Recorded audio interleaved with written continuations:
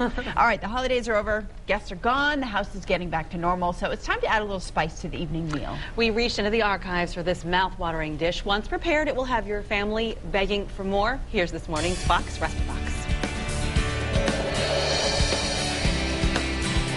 Summer may be over, but the boardwalk is still buzzing. We're going to fill the recipe box with a mouth-watering meal from one of the oceanfront's oldest dining establishments.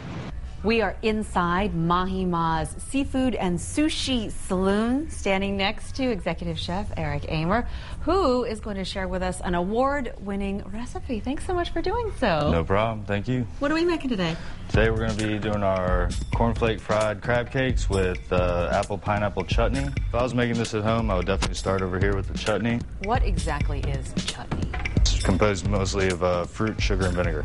So you turned on the heat. Turned on the heat. We're just going to, at this point, dump all of the ingredients in here. Diced red onion. This is 1 diced red pepper. This is about 1/2 of a fresh pineapple diced. You can substitute canned, no problem. And about 2 green apples, also diced. You can cook a lot of this ahead of time, and it'll actually last pretty much forever in your fridge due to all the vinegar that's in it.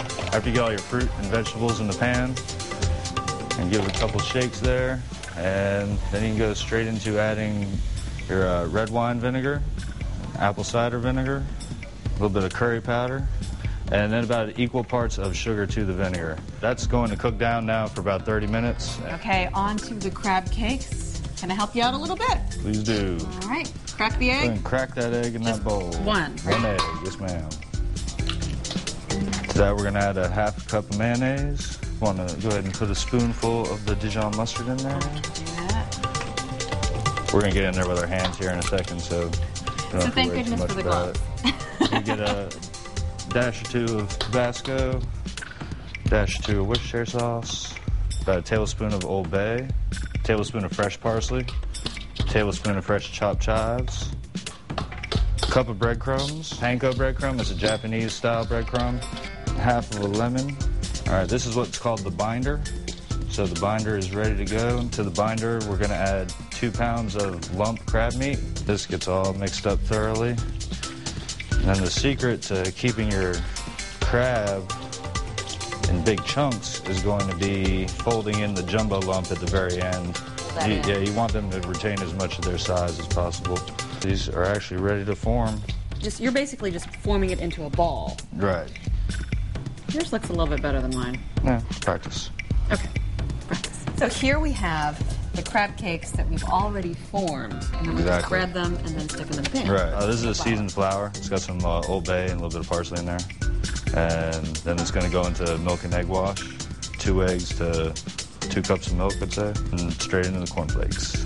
Spread that so that the egg wash has something to stick to. So it goes in the flour first. Oh, and then you stick it in the milk egg wash mixture. And from that, it goes straight into the cornflakes. You want a good little coating on the outside there. Straight in the pan.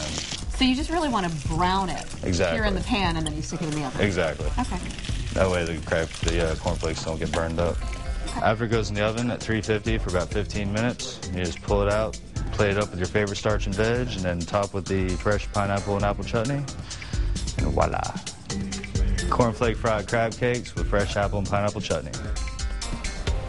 It was that so looks good. Yeah. Although a lot of ingredients, kind of wish that he'd just make it for me instead of having me. You know, I mean, you could buy chutney, you know what I mean? You could kind of cut that on out the of side. I mean, I know the chef right now is saying, stop saying that, Puri, say it ain't so. But I mean, sometimes you just have to take a shortcut. Sometimes. Yeah. But if you want to do the entire recipe like Eric did it, the whole recipe is online, fox43tv.com. We also have exclusives on the web, sit-down chats with all of our chefs. All right.